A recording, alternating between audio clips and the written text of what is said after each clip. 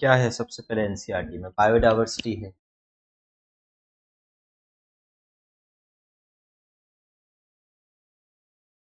नहीं नहीं, अभी तो आप एटलीस्ट इतना कर लो, मेरे लिए वही बहुत है। वो तो फिर मैं एनटीए वाला सिलेबस तो अभी और करा दूंगा आपको। पहले ये तो करो।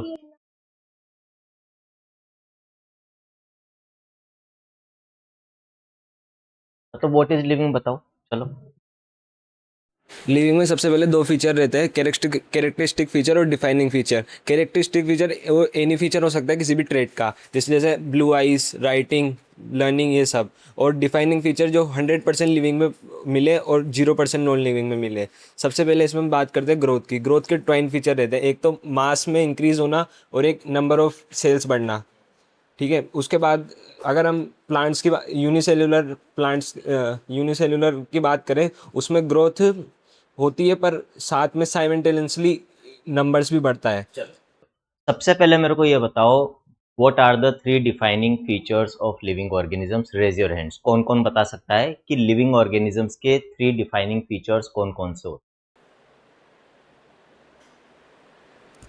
सेलुलर ऑर्गेनिज्म, हैं? Metabolism, cellular organisation organisation. और मेटाबॉलिज्म और कॉन्शियसनेस। Very good. बैठ जाओ, बैठते जाओ, मैं पूछता रहूंगा। अब आप बताओ what is metabolism, Aakarsh. Sum of total reactions जितनी भी वो मेटाबॉलिज्म में आती है। मेटाबॉलिज्म में दो sum of total all living reaction, chemical reactions हाँ, all chemical reactions which are, metabolism कहाँ पर हो रही है ये? इनसाइड द बॉडी, सेल्स के अंदर, inside the living organism. Organism. ये इंपॉर्टेंट है। तो केमिकल रिएक्शन तो लेबोरेटरी में भी हो रही है। तो जो लेबोरेटरी में केमिकल रिएक्शंस हम परफॉर्म करते हैं, क्या वो भी मेटाबॉलिक रिएक्शंस हैं, या मेटाबॉलिज्म उसको हम कह सकते हैं? नहीं, वो लिविंग रिएक्शन होगी पर लिविंग, है ना। लेकिन एग्जैक्टली जो इनसाइड लिविंग ऑर्गेनिजम्स हो रही है केमिकल रिएक्शंस, वही मेटाबॉलिक रिएक्शंस कहलाएगी। और उनका जो सम टोटल होता है दैट इज कॉल्ड मेटाबॉलिज्म और मेटाबॉलिक रिएक्शन। मेटाबॉलिज्म में दो रिएक्शंस आती है, एक तो केटाबोलिक रिएक्शन और एनाबोलिक रिएक्शन। केटाबोलिक में ब्रेक डाउन होगा, इसका एग्जांपल है रेस्पिरेशन। और एनाबोलिज्म में सिंथेसिस होगा, जैसे फोटोसिंथेसिस का एग्जांपल हो जाएगा। यही है ठीक, वेट जाओ। कॉन्शियसनेस कौन बताएगा मेरे को? व्हाट इज कॉन्शियसनेस, बताओ। Consciousness is the reaction towards stimuli और एनवायरनमेंट।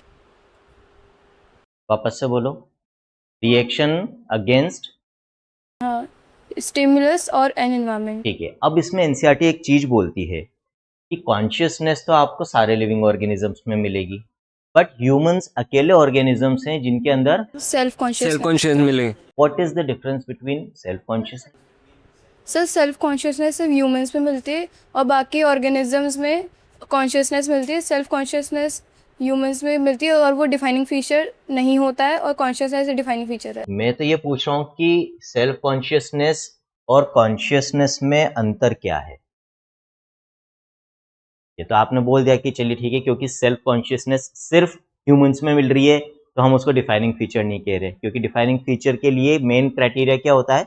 ऐसा फीचर जो सारे लिविंग ऑर्गेनिजम्स में मिले विदाउट एनी एक्सेप्शन। दूसरा criteria, it should not be present in non living objects. Non living objects में वो नहीं होना चाहिए, है ना। तो वो तो इसलिए हमने कह दिया कि भाई self consciousness is not a defining feature, क्योंकि वो सिर्फ ह्यूमंस में मिल रहा है। डाउट है बेटा? डाउट हो पूछ लो, हाथों हाथ पूछ लेना, क्योंकि वो सिर्फ ह्यूमंस में मिल रहा है।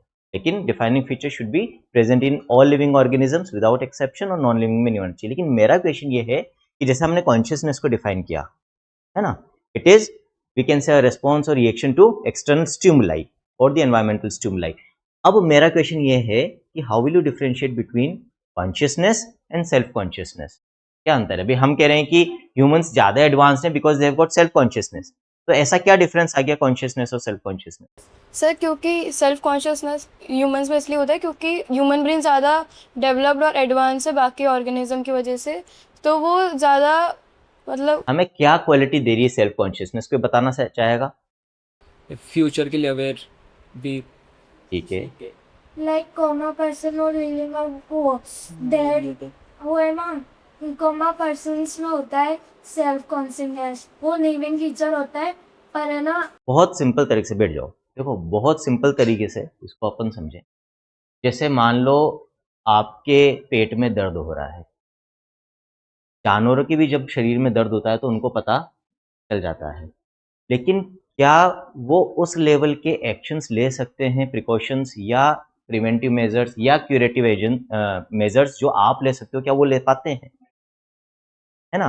तो हमें हमारे बाहर क्या हो रहा है, उसके साथ साथ हमारे अंदर क्या हो रहा है, उसकी भी पूरी इंफॉर्मेशन और नॉलेज और अवेयरनेस रहती है। मेनली कॉन्शियसनेस जो है वो एक्सटर्नल, हम क्या बार बार क्या कह रहे हैं, एक्सटर्नल स्टिमुलाई के अगेंस्ट जो रिस्पॉन्स है, एनवायरनमेंट के अगेंस्ट जो रिस्पॉन्स है, तो बाहर क्या हो रहा है उसके प्रति जो अवेयरनेस है और उसके अकॉर्डिंगली जब हम रिएक्ट करते हैं वो तो हो जाती है हमारी कॉन्शियसनेस। बट हमारे अंदर क्या हो रहा है उसको भी यदि हम प्रॉपरली इवेलुएट करके, पता करके, उसके लिए अपन अकॉर्डिंगली एक अप्रोप्रिएट रिएक्शन शो कर सके, तो फिर वो क्या कहलाती है, सेल्फ कॉन्शियसनेस। और वो पूरी तरह से किसमें डेवलप्ड है, हमारे अंदर। दूसरे एनिमल्स में कुछ जगह पर आपको वो थोड़ी बहुत डेवलप्ड मिल सकती है, लेकिन उतनी डेवलप्ड या कंप्लीटली डेवलप्ड नहीं मिली, है ना। दूसरे एनिमल्स भी जो हायर एनिमल्स हैं, जो पर्टिकुलरली जैसे मेमेलिया के अंदर इंक्लूड होते हैं, मेमल्स में जो इंक्लूड होते हैं, उनमें थोड़ी बहुत सेल्फ कॉन्शियसनेस आपको मिल जाएगी, लेकिन उस लेवल की नहीं मिलेगी जिस लेवल की, अब आई बात समझ में। तो हम जो इधर उधर है ना इसको ले जा रहे हैं, सेल्फ कॉन्शियसनेस को, कॉन्शियसनेस को, इतना ले जाने की जरूरत नहीं है। हम काम किए हमेशा, देखो क्या होता है बेटा, अभी जो मैंने क्वेश्चंस पूछे तो सेल्फ कॉन्शियसनेस वाले क्वेश्चन में एक चीज आपको क्या पता चल रही है कि जब एग्जाम में आपसे क्वेश्चन पूछा जाता है ना, तो मार्क्स कब मिलेंगे, जब आप टू द पॉइंट आंसर दो। उसको इधर उधर ले जाओगे तो फिर मार्क्स मिलना मुश्किल हो जाएंगे, क्योंकि अपन काम की बात नहीं कर रहे और उधर उधर की सारी बात कर ले तो फिर कोई सेंस नहीं है। आपसे पूछा 3/399 मकान नंबर कहाँ है ना, और आप उसको आगे पीछे की सारी गलियों में घुमा रहे हो और उस मकान का एड्रेस नहीं बताओगे तो फिर वो गालियां देगा नहीं देगा आपको देगा ना, बस वही वाली बात है। तो फिर ऐसे ही पेपर चेक करने वाला आपको मार्क्स नहीं देगा। टू द पॉइंट रखो, जरूरी नहीं अपन बहुत ज्यादा लंबा आंसर लिख कर आए।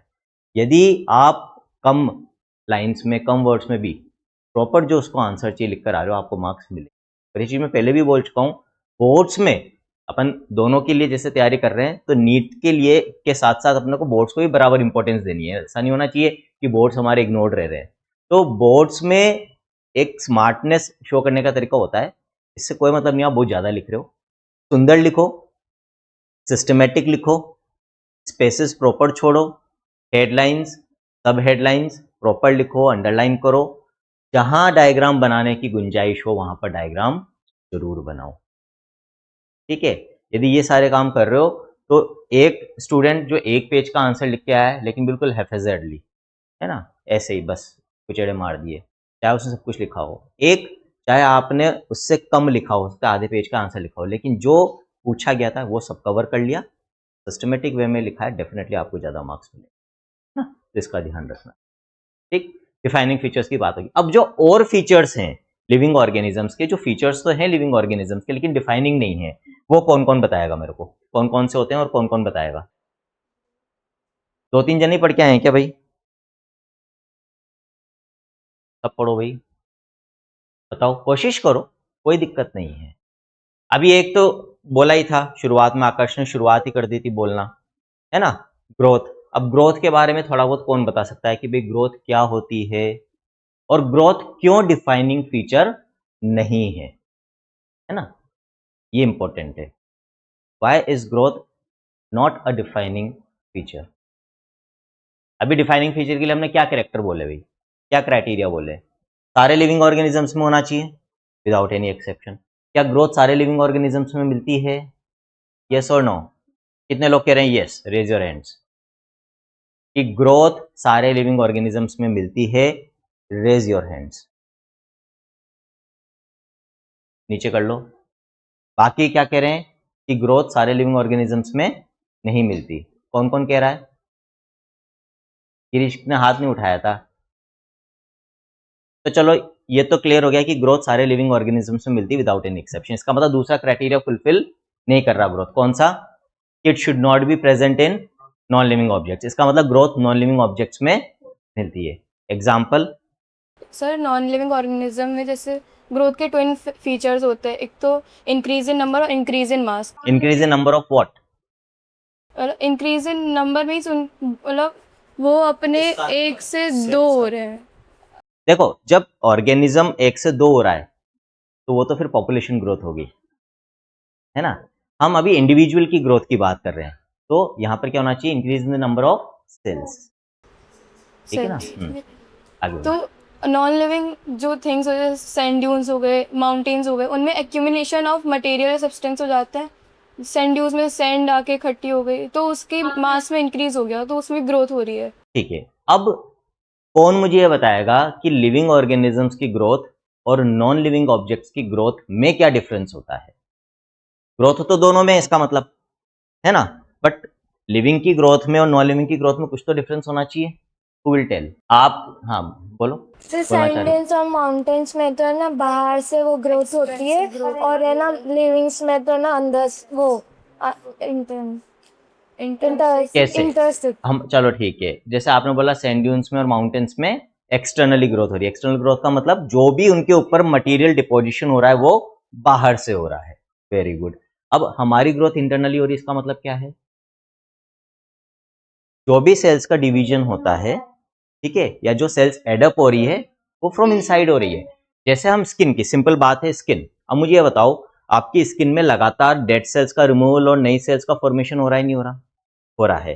तो वो जो नई सेल्स जुड़ रही है वो तो स्किन के सरफेस पे जुड़ रही होगी ना, तो ये तो फिर यहां पर भी तो एक्सटर्नली हुई, फिर यहाँ इंटरनल कैसे हुई? मेरे यहाँ चोट लग गई, मान लो, सपोज करो, है ना, जहां चोट लगी वो स्किन की सेल्स डैमेज हो गई, खराब हो गई, ठीक, उनकी जगह नई सेल्स आ गई। ये जो नई सेल्स बनी, सरफेस पे चोट लगी थी, सरफेस की सेल्स हट गई, उनकी जगह सरफेस पे नई सेल्स बन गई। तो ये जो नई सेल्स बनी हैं ये आउटर सरफेस पे बनी या नहीं बनी है? कितने लोग अग्री करते हैं? Raise your hands. तो यदि ये आउटर सरफेस पे बनी है तो फिर मेरी ग्रोथ, यहां पर भी ये एग्जांपल हो गया ना एक्सटर्नल ग्रोथ का, तो फिर डिफरेंस कहां हुआ लिविंग और नॉन लिविंग की ग्रोथ में? ये अभी तो आपने कहा था कि, कहा, देखो आंसर आपका सही है कि नॉन लिविंग ऑब्जेक्ट्स में एक्सटर्नल ग्रोथ होती है और लिविंग में इंटरनल होती है, लेकिन इसको फिर कैसे जस्टिफाई करोगे? जो मैंने अभी यहां पर एग्जांपल दिया, ठीक है। एनीवन, थोड़ा दिमाग लगाओ। जब मैंने ये कह दिया कि लिविंग ऑर्गेनिजम्स की ग्रोथ तो इंटरनल ही होती है, तो यहां पर कुछ ना कुछ झोल तो है, तो क्या झोल है वो बताओ। तो वो कैसे? हाँ, तो मेरे को गलत साबित करो। बन तो ऊपर रही है ना, यदि बन ऊपर रही है तो फिर वो अंदर से नहीं आई। अब सुनो, इसमें होता क्या है, जैसे हमारी जो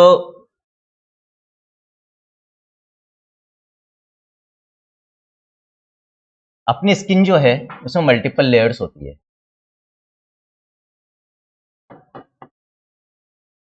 सबसे नीचे जो लेयर्स होती है ना उसको हम कहते हैं स्ट्रेटम, स्ट्रेटम जर्मिनेटिवम। याद रखने की जरूरत नहीं है, सिर्फ समझने की जरूरत है, ठीक है।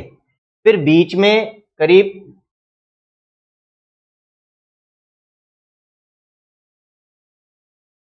3 से 4 पॉलीगोनल लेयर्स होती है, पॉलीगोनल सेल्स की। और फिर टॉप पर फ्लैट सेल्स की लेयर होती है।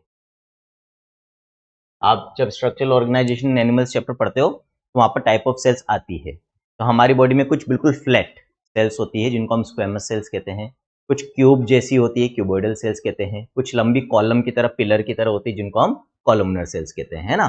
तो स्किन की जो आउटर मोस्ट लेयर है इसमें फ्लैट सेल्स है, ठीक है। ये जो फ्लैट सेल्स है ये लिविंग सेल्स है या डेड सेल्स है? वैसे पूछा हूं, किसी को पता हो तो। डेड सेल्स है, ठीक है। देखो, हम खाना पीना लेते हैं, डाइजेस्टिव ट्रैक्ट से वो एब्जॉर्ब होता है, तो वो लिविंग सेल। लेकिन जब आप स्विमिंग पूल में उतरते हो, ठीक, और जब वहां से बाहर निकलते हो तो क्या फूल के निकलते हो? इसका मतलब आपकी स्किन की सेल्स के थ्रू पानी का कोई ट्रांसपोर्ट या एब्जॉर्प्शन नहीं हो रहा, मूवमेंट नहीं हो रहा। Why? Because the outermost layer of cells in your skin are dead sales.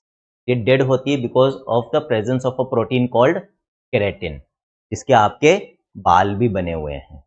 तो आजकल यदि आप टीवी में एड देखते हो ध्यान से, शैम्पूज के एड, तो काफ़ी शैम्पूज के एड में आता है कि ये केराटिन रिच है, केराटिन फॉर्मेशन को एनरिच करता है, एनहांस करता है, तो दैट केराटिन है ना। तो अब क्या हुआ, मान लो ये ऊपर की सेल्स डैमेज हो गई, मेरी चोट लग गई मेरे को, ये डैमेज हो गई। अब दो तरीके थे, यदि मान लो इनको रिप्लेस करने वाली सेल्स सिर्फ हाथों हाथ यहीं बन जाती, तो मैं एक बार फिर भी कह सकता था कि ग्रोथ क्या हुई, एक्सटर्नली। लेकिन ऐसा नहीं होता एक्चुअली। होता क्या है, ये जो नीचे वाली लेयर है, ठीक है, ये रिप्लेस करेगी हमारी ऊपर वाली सेल्स को। कैसे? स्ट्रेटम जर्मिनेटिवम का जर्मिनेट करने का मतलब ही क्या होता है, एक तरह से न्यू लाइफ, है ना। तो जो स्ट्रेटम जर्मिनेटिवम है वो अपने ऊपर अपनी जैसी एक और लेयर बनाएगी, क्योंकि ऊपर जो डैमेज हुई उसको रिप्लेस करना है। ठीक, ये सेल्स रिप्लेस करेगी इसकी लोअर मोस्ट लेयर को, जो बीच की लेयर्स थी, और इसकी टॉप मोस्ट लेयर रिप्लेस करेगी इस लेयर को। तो ग्रोथ इधर से हो रही है, अंदर से। सेल्स का डिवीजन कहां हुआ, अंदर। ऊपर सिर्फ रिप्लेसमेंट हुआ है। अब प्रॉपर सेटिस्फेक्शन मिला आंसर में, है ना। That is why we say that growth in living organisms is from inside, अंदर की तरफ से, ना कि बाहर की तरफ। This is the difference between growth of living organisms and non living objects. कभी भी नॉन लिविंग के पीछे ऑर्गेनिजम्स मत लगाया करो। ऑर्गेनिज्म का मतलब ही होता है कि वो लिविंग है ना। तो नॉन लिविंग के पीछे हमेशा ऑब्जेक्ट्स लगाया करो। चलो, पहले उसमें ही जो अपना एनसीईआरटी में भी न्यू एनसीईआरटी में गिवन नहीं है, उसमें से वो डिस्कस कर लेते हैं। और फीचर्स बताओ मेरे को लिविंग के। ग्रोथ, रिप्रोडक्शन, ग्रोथ, रिप्रोडक्शन, हाँ। सेल। भाई 3 तो डिफाइनिंग फीचर्स हमने देख लिए, उसके अलावा अदर फीचर्स में ग्रोथ हमने बात कर ली। रिप्रोडक्शन की बात करूं मैं, रिप्रोडक्शन डिफाइनिंग है या नहीं है? नहीं है। तो सबसे पहला क्वेश्चन क्यों नहीं है?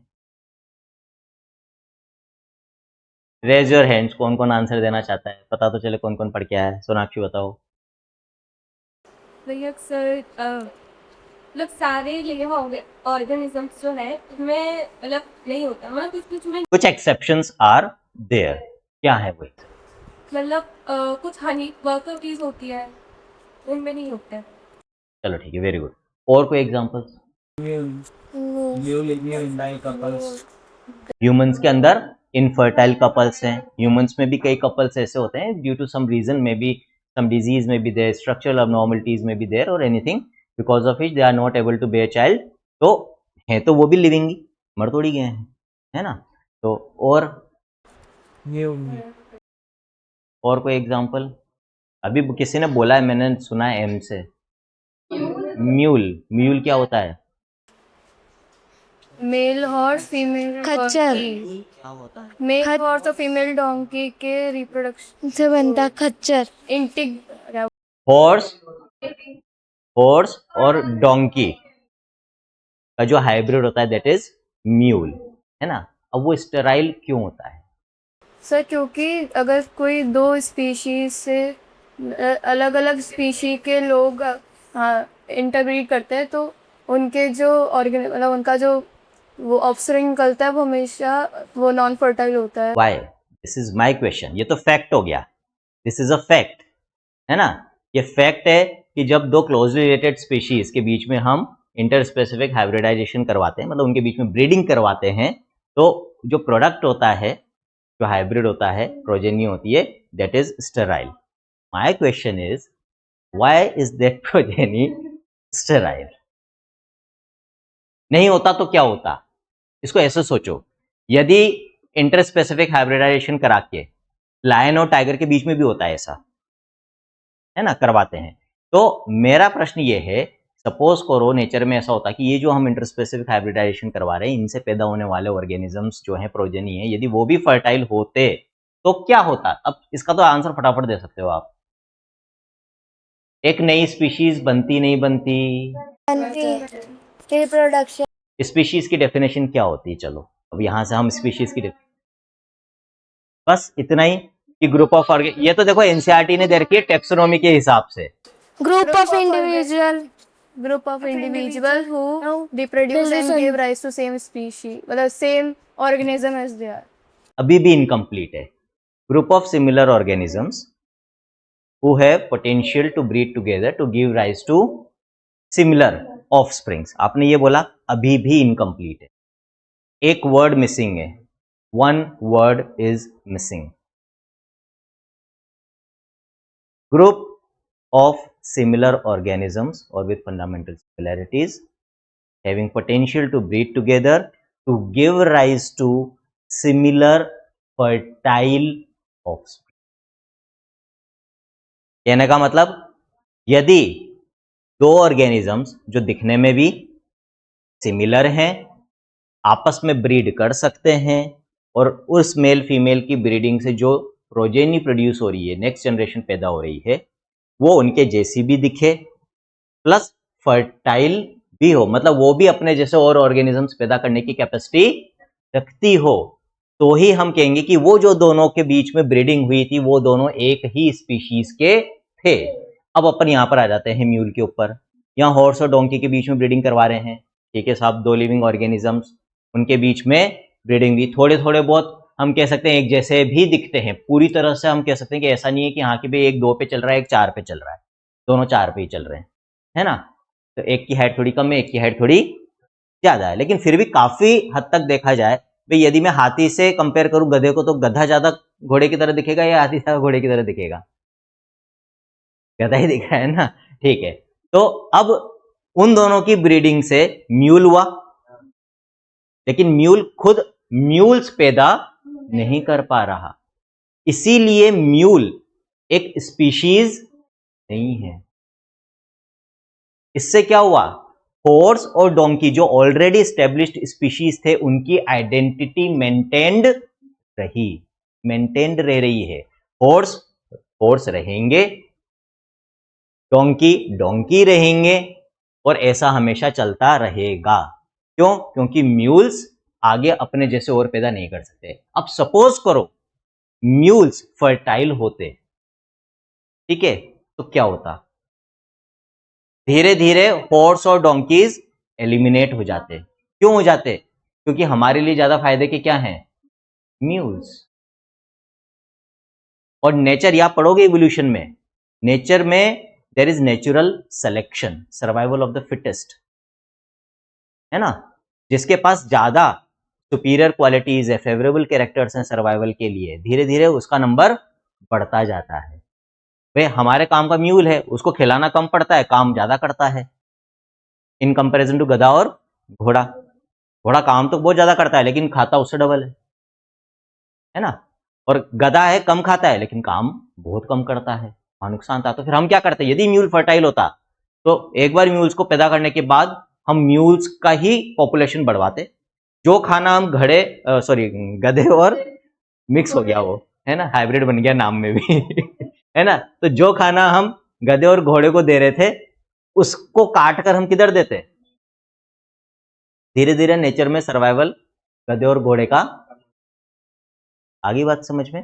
तो स्पीशीज की आइडेंटिटी को मेंटेन करने में ये जो फीचर है, क्राइटेरिया है, ये बहुत इंपॉर्टेंट क्राइटेरिया है नेचर, ठीक है। इसकी वजह से स्पीशीज की आइडेंटिटी मेंटेन रहती है, ठीक। चलो रिप्रोडक्शन में, ठीक है, पुरानी एनसीईआरटी पढ़ी, ये वाला टॉपिक आप लोगों ने किस किस ने पढ़ा? अभी तक एक नहीं पढ़ा है, ठीक है। तो मेरे पास नोट्स होने चाहिए, हम एक बार उसमें से रिवाइज कर। बताऊंगा। चलो कौन बताएगा, कॉमा और ब्रांडेड पेशेंट में डिफरेंस पढ़ा तो है। इसका मतलब यदि आप लोगों को टॉपिक पता है तो इसका मतलब थोड़ा बहुत जो भी पढ़ा होगा, थोड़ा बहुत तो पढ़ा है, अपने लेवल पे जितना पता है बताओ मेरे को। चलो ठीक है, अब वापस अपन कॉन्शियसनेस पे आ जाते हैं। थोड़ी देर तक पीडीएफ खोल रहे हैं, यही लिविंग वाले फीचर्स में ही चल रहा हूं मैं। हमने बोला था consciousness reaction to external stimuli और एनवायरमेंटल फैक्टर्स। ह्यूमंस का तो बहुत इजीली अपन बता देते हैं, है ना। और एनिमल्स का जो कॉन्शियसनेस है वो बहुत इजीली अपने को दिख भी जाता है। गाय को मारा भाग जाएगी, कुत्ते को मारा भाग जाएगा या आपको काट लेगा, है ना।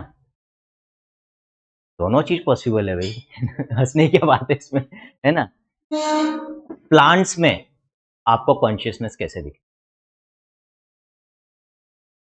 चलो टच मी नॉट प्लांट, वो तो एक स्पेसिफिक, या हम कहूँगा स्पेशल एग्जांपल हो गया। ज़्यादा सनलाइट मिलती तो पत्ते सूख जाते सर हैं। वाटर जैसे ट्रांसपिरेशन हो रहा है ज़्यादा, अगर सन एक्सपोजर होगा तो आप प्लांट अपना वाटर लॉस करने के लिए अपने नहीं हो तो अपने स्टोमेटा क्लोज कर लेगा ताकि ट्रांसपिरेशन कम हो, जहाँ पे कम पानी होता है वो। क्या रिप्रोडक्टिव पैटर्न में भी कुछ डिफरेंस दिखता है क्या प्लांट्स में, अकॉर्डिंग टू एक्सटर्नल फैक्टर्स? हाँ, जैसे कुछ प्लांट्स जो होते हैं उनको वाटर चाहिए होता है रिप्रोडक्शन करने के लिए, और कुछ सीजनल ब्रीड करते हैं। तो सीजनल जो ब्रीड करते हैं, जैसे कुछ प्लांट्स होते हैं जिनकी ब्रीडिंग सिर्फ गर्मियों में होती है ना। कुछ होते हैं जो मल्टीप्लाई करते हैं सिर्फ सर्दियों में, ऐसा कुछ एनिमल्स में भी होता है। अब मुझे ये बताओ कि वो तो पढ़े लिखे भी नहीं है, हम तो पढ़े लिखे हैं, तो हमें तो पता है कि ये गर्मी है, ये सर्दी है। ऐसा क्या हो रहा है कि जिसकी वजह से हाँ कि गर्मियाँ आने के बाद ही वो रिप्रोड्यूस कर रहे हैं, सर्दियों में रिप्रोड्यूस नहीं कर रहे? उनको कैसे पता चल रहा है? ये एक तरह से उनकी कॉन्शियसनेस है। They are showing a particular behaviour और response according to environmental changes, this is consciousness, है ना। लेकिन वो जो एनवायरमेंट में चेंजेस हो रहे हैं, जब तक आप उनको परसीव नहीं करोगे अकॉर्डिंगली, आपकी बॉडी उनके अगेंस्ट रेस्पॉन्स शो नहीं करेगी। ये भी क्लियर है अपने को। अब मेरा जो क्वेश्चन है बहुत सिंपल सा क्वेश्चन है, आई थिंक समझ में भी आ गया होगा कि भाई यदि कोई ऑर्गेनिज्म सिर्फ गर्मियों में ही रिप्रोड्यूस करता है, वो ग्रुप ऑफ ऑर्गेनिजम्स सर्दियों में नहीं करते हैं और सीजन में नहीं करते हैं, तो उनको कैसे पता चल रहा है कि अभी गर्मियां हैं? बोल रहे हो बट कैसे? सनलाइट तो सर्दियों में भी आती है। फिर duration of day and night, गर्मियों में दिन लंबे होते हैं, long days are there in comparison to nights. ये बहुत अच्छे से उनको पता चलता है। सर्दियों में रातें लंबी होती है, ड्यूरेशन ऑफ सनलाइट या डे टाइम कम होता है। अकॉर्डिंगली कई ऐसे प्लांट्स हैं जिनमें फ्लावरिंग, फूल जो बनते हैं वो सिर्फ गर्मियों में बन रहे हैं। तो उस प्लांट को कैसे पता चला कि अभी गर्मियां हैं? क्यों? क्योंकि उसकी जो फिजियोलॉजी फंक्शनिंग भगवान ने बनाई वो इस तरह से बनाई है, जब तक उसको 24 में से 14 घंटे लाइट नहीं मिलेगी तब तक उसमें जो फिजियोलॉजिकल चेंजेस हैं for the process of flowering वो नहीं होंगे। तो ऑटोमेटिकली उसमें फ्लावरिंग कब देखने को मिल रही है हमें? During summers. फ्लावर इज एक तरह से, फ्लावरिंग का मतलब ही प्रोसेस ऑफ रिप्रोडक्शन, है ना। प्लांट्स के अंदर जो फ्लावर है वही सेक्सुअल रिप्रोडक्शन का ऑर्गन है या पार्ट है। आ रही बात समझ में? क्लियर है? ठीक है ना। तो एक बार जब आपने डिस्कस ये कर ही लिया है तो अपन पुरानी वाली एनसीईआरटी के अकॉर्डिंग थोड़ा सा इनको रिवाइज कर लेते हैं, जो अभी नई एनसीईआरटी में अपने को नहीं दे रखा है, ताकि अपना नीट का भी प्रॉपर डिटेल में हो जाएगा। तो मेन क्वेश्चन मैंने पूछ लिए, अभी और जो क्वेश्चन बीच में बनेंगे अपन डिस्कस कर लेते हैं। तो आज के लिए अपना जो रिवीजन है एक तरीके से अपन इसको फिर अब 2 पार्ट में करेंगे, नेक्स्ट में भी मैं आगे इसको कंटिन्यू करूंगा लिविंग वर्ल्ड के रिवीजन को ही। तो व्हाट इज लिविंग? तो एनसीईआरटी ने जो पुरानी एनसीईआरटी थी जिसमें ये टॉपिक दे रखा था, वहां पर एनसीईआरटी ने जो कॉमन फीचर्स है लिविंग ऑर्गेनिजम्स के, जिससे हम आइडेंटिफाई करते हैं लिविंग ऑर्गेनिजम्स को, वो दे रखे थे। Growth, reproduction, consciousness, metabolism and cellular organisation, interaction and emergence. ये क्या है? ये एनसीईआरटी की ही वर्ड्स हैं। सर छोटे छोटे बायोमोलिक्यूल्स मिलकर सेल बनाते हैं, सेल्स मिलकर टिश्यू बनाते हैं, इंटरेक्शन होता है इनके बीच में। इंटरेक्शन ये है, और फिर उससे जो नई second upper level of hierarchy बनता है ना, नेक्स्ट लेवल बनता है, दैट इज इमर्जेंस। क्योंकि हर बार जब 2 एटम्स मिलके मॉलिक्यूल्स बनाते हैं तो 2 एटम्स मिले, this is interaction between atoms, और उन दोनों एटम्स के इंटरेक्शन से अब जो मॉलिक्यूल बना, उस मॉलिक्यूल में कुछ प्रॉपर्टीज ऐसी होगी जो एटम्स में नहीं थी। तो क्या हो रहा है? जब दो लोअर यूनिट्स के इंटरेक्शन से एक हायर यूनिट बनती है, there is emergence of new properties, that is why this phenomena is called emergence. ऐसे याद रखना है ना। ये चीज पूरा जो है लेवल ऑफ ऑर्गेनाइजेशन हमारे तक भी सब लिविंग ऑर्गेनिजम्स में भी मिलता है। हमारी बॉडी की हम बात करें, एटम्स से चालू होगा, एटॉमिक लेवल पे इंटरेक्शन हुआ, मॉलिक्यूल्स बन रहे हैं, ठीक है। मॉलिक्यूलर लेवल पे इंटरेक्शन हुआ, compounds, higher compounds, complex compounds, पहले सिंपल मॉलिक्यूल्स, कॉम्प्लेक्स मॉलिक्यूल्स, तो हम कहते हैं सिंपल कंपाउंड्स, कॉम्प्लेक्स कंपाउंड्स, उसमें ऑर्गेनिक और इनऑर्गेनिक दोनों हो गए। उनसे फिर क्या बनेंगे, थोड़ा सा और नीचे के लेवल पे चले, अभी अपन सीधे सेल पर ना आके, तो सेल ऑर्गेनल्स, सेल ऑर्गेनल्स आपस में इंटरेक्ट करते हैं, फिर बनती है सेल्स, सेल्स आपस में इंटरेक्ट करती है टिश्यूज, टिश्यूज इंटरेक्ट करते हैं ऑर्गन्स, ऑर्गन्स इंटरेक्ट करते हैं ऑर्गन सिस्टम्स, और जब सारे ऑर्गन सिस्टम मिलकर काम करते हैं तो क्या बनता है, एक ऑर्गेनिज्म। ऑर्गेनिजम्स मिलकर इंटरेक्ट करते हैं तो बनती है community, we can say species, we can, वो लेवल बढ़ता जाए। आगे बात समझ में, ठीक है। तो that is interaction and emergence, this is also a property of living organisms. लेकिन क्या ये interaction and emergence defining feature है? व्हाई?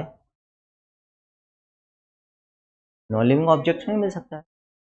कोई मशीन होती है, पहले छोटे पार्ट्स होते हैं, छोटे पार्ट्स मिलकर बड़े पार्ट्स बनाते हैं, फिर कंप्लीट मशीनरी बनती है, सब पार्ट्स तो बन रही है वो भी, तो वहां पर भी ये इंटरेक्शन और इमर्जेंस मिल रहा है। बैक्टीरिया भी तो लिविंग में एक्सेप्शन होगा ना इसका? कैसे बैक्टीरिया तो एक्सेप्शन क्यों है?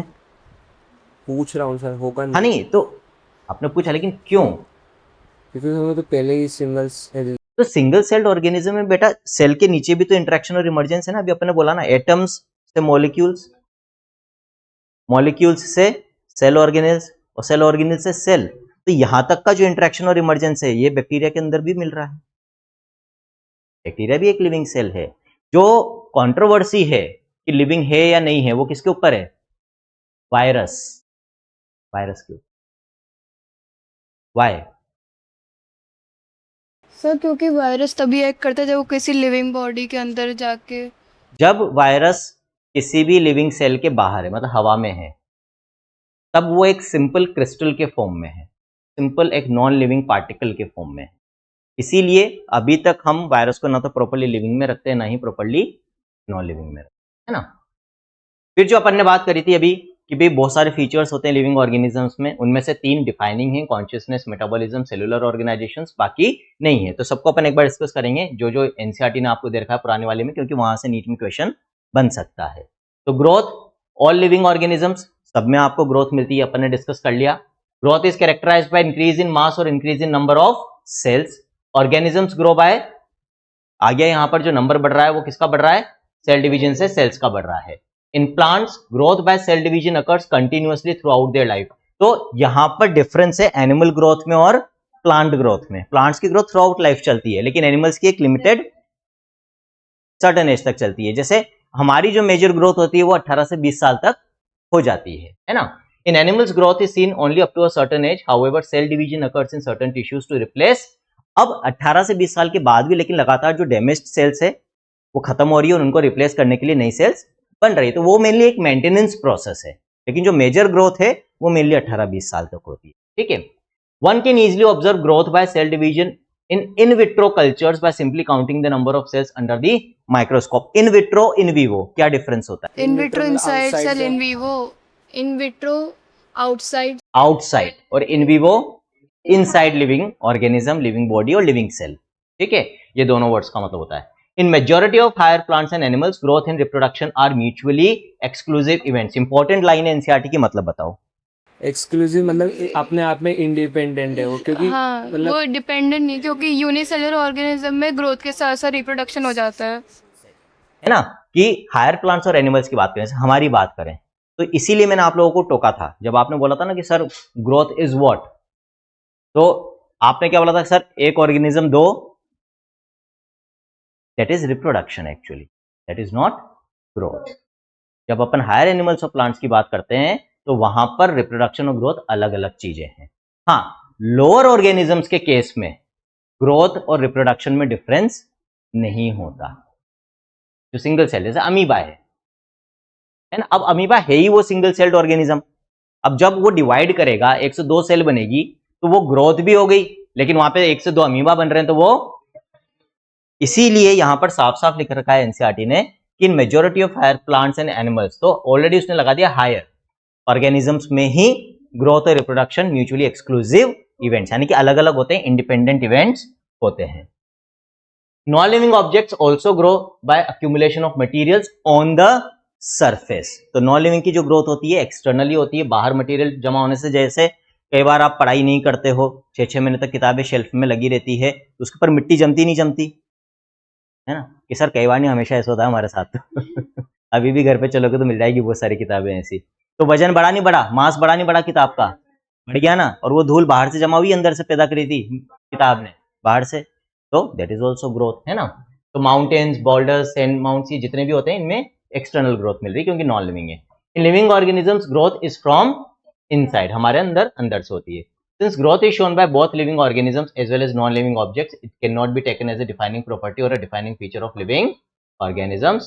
A dead organism does not grow. तो ये तो पक्का है कि सारे लिविंग ऑर्गेनिजम्स में आपको ग्रोथ मिलेगी, बट क्योंकि नॉन लिविंग में भी मिलती है इसीलिए ये डिफाइनिंग फीचर नहीं है।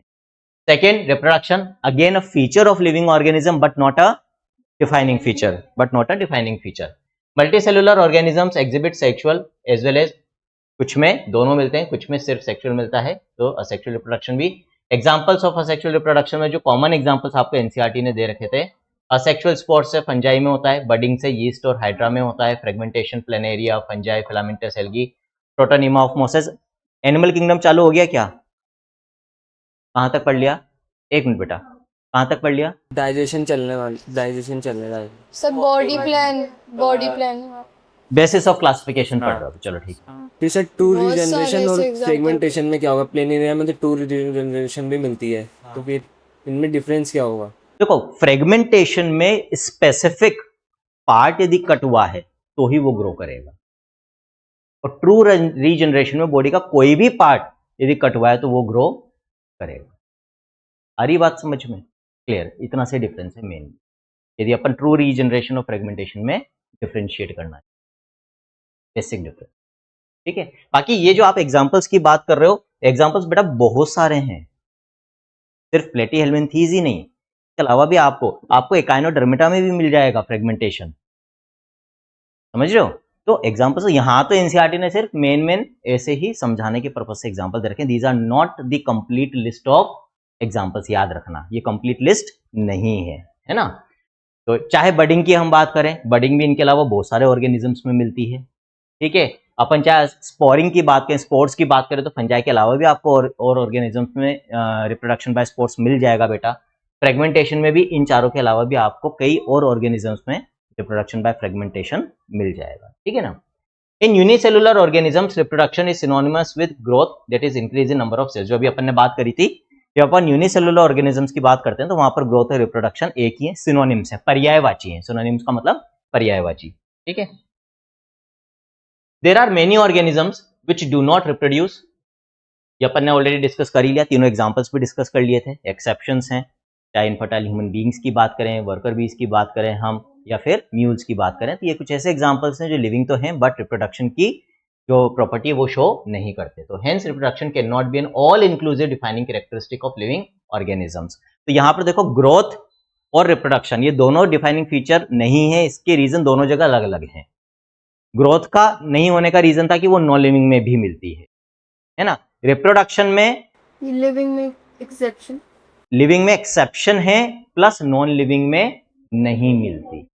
तो वहां पर तो वो नॉन लिविंग में मिलती थी, लेकिन वहां देखा कि मतलब जो डिफरेंस था ग्रोथ में वो था जो नॉन लिविंग में ग्रोथ नॉन लिविंग में मिल रही थी, सॉरी, इसलिए नहीं था वो डिफाइनिंग फीचर। यहाँ पर नॉन लिविंग में तो नहीं मिल रहा रिप्रोडक्शन, तो उस बेसिस पे हम कह सकते थे कि ये डिफाइनिंग फीचर है, लेकिन उसके लिए जरूरी था कि ये सारे लिविंग ऑर्गेनिजम्स में मिलता, लेकिन क्योंकि लिविंग ऑर्गेनिजम्स में यहाँ एक्सेप्शन निकल गई इसलिए reproduction is not a defining feature, ठीक है। Consciousness, ability to sense the surroundings or environment and respond to these environmental stimuli which could be physical, chemical or biological. we sense our environment through our sense organs, simple है. Plant respond to external factors like सबको respond करते हैं, light के according, water के according, temperature, other organisms, pollutants, etc. All organisms, prokaryotes as well as eukaryotes exhibit consciousness. There is no single exception to this property. ठीक है, जितने भी living organisms हैं, each and every living organism exhibits the property of consciousness. तभी ये defining feature होगा, नहीं तो नहीं होगा. अब दिमाग में सवाल आ रहे होंगे, हो सकता है कि सर क्या अमीबा रिएक्ट करेगा, क्या बैक्टीरिया रिएक्ट करेगा, करेगा नहीं करेगा? सब करेंगे, सब करेंगे, है ना. तो वो क्लियर है, अच्छी बात है. फोटो पीरियड इफेक्ट्स, ये जो अभी अपन ने बात करी थी, अभी मैंने आपको समझाया था कि जो ड्यूरेशन ऑफ डे या सनलाइट होता है उससे कई ऑर्गेनिजम्स में रिप्रोडक्शन की प्रॉपर्टी पे इफेक्ट पड़ता है. Again this is an example of consciousness, है ना. तो photoperiod affects reproduction in seasonal breeders, both plants as well as animals. जो पर्टिकुलर सीजन में ब्रीड करते हैं उनको photoperiod, duration of light से अंदाजा लग जाता है कि कौन सा सीजन है और अकॉर्डिंगली उनकी बॉडी में फिजियोलॉजिकल चेंजेस होते हैं और रिप्रोड्यूस करते हैं. All organisms therefore are aware of their surroundings, means सब में कॉन्शियसनेस होती है. Human being is the only organism who is aware of himself, that is his self consciousness. Consciousness therefore is a defining property of living organisms. Next जो दो defining properties है, they are metabolism and cellular organization. Metabolism, all the chemical reactions undergoing inside living organisms constitute metabolism or metabolic reactions. All living organisms, unicellular as well as multicellular, exhibit metabolism without any exception. और non living में होता नहीं है, तो again it is a defining feature. Non living object exhibits metabolism. Metabolic reactions, अब ये NCERT की lines हैं जो कहीं ना कहीं थोड़ा सा कंफ्यूजन क्रिएट करती है. Can be demonstrated outside the body in cell free systems, for example in a test tube. Such a reaction is neither living nor non living. ठीक है, क्योंकि अपन उसको नॉन लिविंग भी नहीं कह सकते. नॉन लिविंग रिएक्शंस क्यों? क्योंकि वो लिविंग ऑर्गेनिजम्स के अंदर हो रहा था. और नॉन लिविंग और लिविंग इसलिए नहीं कह सकते क्योंकि वो लिविंग बॉडी के अंदर नहीं हो रहा है, वो टेस्ट ट्यूब के अंदर हो रहा है, इन विट्रो हो रहा है. ठीक है, तो उसको अपन एक कोई मेटाबॉलिज्म का पार्ट नहीं मान सकते जब तक कि, इसलिए अपन ने क्राइटेरिया बना दिया कि भाई वही रिएक्शन मेटाबॉलिज्म के अंदर आएगा जो लिविंग ऑर्गेनिज्म के अंदर हो रहा हो. Simple. Isolated metabolic reactions in vitro means outside living body. यदि हम कोई ऐसा रिएक्शन जो लिविंग ऑर्गेनिज्म के अंदर मेटाबॉलिक रिएक्शन की तरह हो रहा था उसको एक्सक्लूसिवली बाहर करते हैं, are not living things but surely living reactions. तो जिस टेस्ट ट्यूब के अंदर वो मेटाबॉलिक रिएक्शन हम कर रहे हैं उस टेस्ट ट्यूब को आप कोई लिविंग ऑर्गेनिज्म नहीं बोलोगे. तो वो टेस्ट ट्यूब तो एक नॉन लिविंग थिंग हो गई, लेकिन उसके अंदर होने वाला रिएक्शन आप कह सकते हो कि ये वो रिएक्शन है जो लिविंग ऑर्गेनिजम्स के अंदर भी मिलता है, that is it is a living reaction. ठीक है. Metabolism is therefore a defining feature of all living organisms. Since only the chemical reactions occurring inside a cell are termed as metabolic reactions, so cellular organization of the body is also a defining feature of living organisms. कहने का क्या मतलब है कि metabolism के defining feature होने से cellular organisation automatically एक डिफाइनिंग फीचर हो गया, क्योंकि मेटाबॉलिक रिएक्शंस की डेफिनेशन ये होती है कि वो सारे रिएक्शन जो एक लिविंग सेल के अंदर हो रहे हैं. तो जब तक सेल है तब तक आप मेटाबॉलिज्म को डिफाइन कर सकते हो. और क्योंकि मेटाबॉलिज्म सब में मिलता है विदाउट एनी एक्सेप्शन सारे लिविंग ऑर्गेनिजम्स में, इसका मतलब सेल की एग्जिस्टेंस भी सारे लिविंग ऑर्गेनिजम्स में होगी विदाउट एनी एक्सेप्शन. तो कोई भी यदि ऑर्गेनिज्म है तो ऑर्गेनिज्म कहलाने के लिए या लिविंग ऑर्गेनिज्म कहलाने के लिए कम से कम उसमें एक सेल का होना जरूरी है. इसीलिए कभी भी सिंगल सेल्ड ऑर्गेनिज्म के नीचे कोई ऑर्गेनिज्म नहीं हो सकता, कम से कम एक सेल का तो ऑर्गेनिज्म बना होगा. क्लियर है सबको? Any doubt till here? ठीक. Interactions and emergence. All living phenomena are due to underlying interactions. जितनी भी हमारे अंदर फिनोमिना हो रहे हैं, नेचर में फिनोमिना हो रहे हैं, सब में एक हायरार्की काम करती है. लोअर जो यूनिट्स होती है वो मिलकर एक बड़ी यूनिट बनाती है, फिर और बड़ी यूनिट बनती है, और इसी तरह से पूरी हायरार्की नेचर में चल रही है. Properties of tissues are not present in the constituent cells but arise as a result of interactions among the constituent cells. Tissue में जो प्रॉपर्टी होती है उसको बनाने वाली सेल्स में वो प्रॉपर्टी नहीं होती, लेकिन जब वो सेल्स मिलकर काम करती है तो उस टिश्यू के अंदर एक नई प्रॉपर्टी आ जाती है, इमर्जेंस हो जाता है. ठीक है. These interactions result in emergent properties at a higher level of organisation. This phenomenon is true in the hierarchy of organisational complexity. हर लेवल पे ये सही साबित होगा, आपको इंटरेक्शन और इमर्जेंस मिलेगी. तो अल्टीमेटली जो अपन ने अभी सारे फीचर्स पढ़े defining features, non defining features, उसके बेसिस पे अल्टीमेटली एनसीईआरटी ने जो लिविंग ऑर्गेनिज्म की डेफिनेशन बनाई वो क्या बनाई है? Living organisms are self replicating, ठीक है, इवॉल्विंग, लगातार इंप्रूवमेंट हो रहा है, इवॉल्व कर रहे हैं, अडॉप्ट हो रहे हैं, एडजस्ट कर रहे हैं according to environmental factors, and self regulating means consciousness वाला फीचर आ गया यहां पर। इंटरैक्टिव सिस्टम्स आपस में इंटरैक्ट करते हैं, उनकी बॉडी के अंदर भी जो सब ऑर्गेनिज्मिक लेवल पे जो यूनिट्स हैं वो भी इंटरैक्ट कर रही है, हमारी सेल्स इंटरैक्ट कर रहे हैं, टिश्यूज इंटरैक्ट कर रहे हैं, और हम भी आपस में दूसरे ऑर्गेनिजम्स के साथ इंटरैक्ट कर रहे हैं, ठीक है। Capable of responding to external stimuli, this is the definition given by NCERT of living organism. तो ये वाला जो अपना टॉपिक था व्हाट इज लिविंग, ये कंप्लीटली मैंने रिवाइज करा दिया है। जो पुरानी एनसीईआरटी थी उसमें से कोई पॉइंट नहीं बचा है, नीट पॉइंट ऑफ व्यू से भी कोई पॉइंट नहीं बचा है ना। तो जिम्मेदारी क्या है, आपके पास, सबके पास शायद पुरानी एनसीईआरटी नहीं होगी, तो मैं ये वाले नोट्स शेयर कर दूंगा आपको, लिखवा रखे हैं, नहीं कोई से भी हो उससे फर्क नहीं पड़ रहा। मैं ये कहूंगा जो ऑलरेडी याद करें वही करो तो ज्यादा बेटर है, फिर जो मैम ने लिखवा दिए हैं आप वही याद करोगे तो।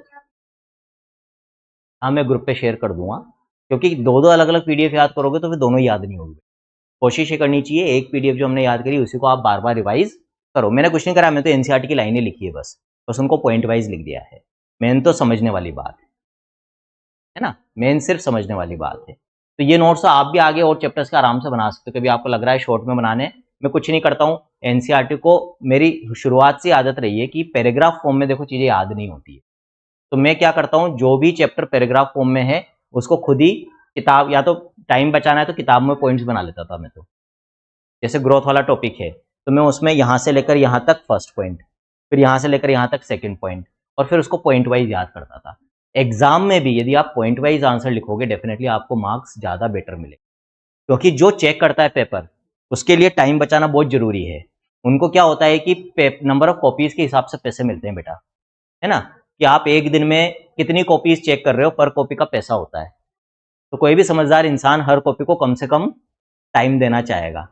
तो यदि आपने पॉइंट वाइज लिख रखे हैं तो उसको देखो, जब मैं चेक कर रहा हूँ कॉपी, मुझे पता है कि मेरे को 5 मिनट में ये कॉपी चेक करनी है, कोई लंबा आंसर है, अब मैंने बिल्कुल कोई पॉइंट नहीं, कोई हेडिंग नहीं, कोई सब हेडिंग नहीं, बस लिखता जा रहा हूँ एक पैराग्राफ के फॉर्म में लिखा है। तो जो चेक कर रहा है क्या उसको इंपॉर्टेंट पॉइंट्स और वर्ड्स दिख जाएंगे इजीली, उसको पूरा पढ़ना पड़ेगा। जहां 5 मिनट में कॉपी चेक करनी थी 5 मिनट तो वो एक आंसर पड़ेगा। तो वो क्या करता है ऐसे केसेस में, वो बहुत सुपरफिशियली 2-4 लाइनें पढ़ी, वो इतना से देख लेता है कि हाँ कि भाई जो क्वेश्चन था अकॉर्डिंगली रेलेवेंट आंसर दिया ही नहीं दिया, वो आपको कभी भी लेकिन उस क्वेश्चन में फुल मार्क्स नहीं देगा, क्योंकि वो श्योर नहीं कि आपने सारे पॉइंट्स कवर करें या नहीं करे हैं। तो 5 नंबर का था तो वो 3.5 या 4 नंबर देकर आगे निकल लेगा। वही आंसर यदि आपने पॉइंट्स में लिखा है, हेडिंग सब हेडिंग बनाई है, अंडरलाइन करा है, प्रॉपर्ली चीजों को हाईलाइट करा है, तो 2 मिनट में उसको वो मेन पॉइंट्स दिख जाएंगे, हाँ कि इसके अंदर ये 5 चीजें होनी जरूरी थी और 5 चीजें तो मेरे को वैसे ही दिख रही बाहर से, ठीक है। वो ऑटोमेटिकली आपको 5 नंबर देगा, और जो क्वेश्चन 5 मिनट में चेक कर रहा था वही उसका 1 मिनट में चेक हो गया, तो वो आपको दुआएं भी देगा। ये ना ज्यादा कमाई करवा रहे हैं बच्चे मेरी, ये स्मार्टनेस है। यदि आपको ज्यादा मार्क्स चाहिए सब्जेक्टिव पेपर में तो बेटा ये स्मार्टनेस होती है। और बाकी नीट के पॉइंट ऑफ व्यू से घर पर जब भी आप एमसीक्यूज करो there should be time bound. आपको क्वेश्चंस दे रखे हैं एमसीक्यूज, है ना। अब मान लो लिविंग वर्ल्ड के 100 क्वेश्चन है टोटल मिला के सारे शीट में। अब हमें क्या करना है, हमें सौरभ सर एक बार बच्चों को कह दो शोर नहीं करें, बस छोड़ रहा हूं मैं 2 मिनट में। मान लो 100 क्वेश्चन हैं आपकी शीट में, है ना, एक्सरसाइजेज में, एक चैप्टर की लिविंग वर्ल्ड में।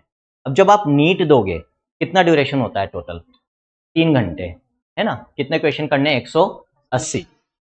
उस हिसाब से आप मुझे बताओ आप क्या स्ट्रेटेजी लेकर जाओगे। ओएमआर शीट भी भरनी होती है, आधा घंटा आप ओएमआर शीट के लिए मान के चलो, तो आधा घंटा तो हटा जाए। अब हमारे पास 2.5 घंटे हैं पूरे 180 क्वेश्चन करने के लिए।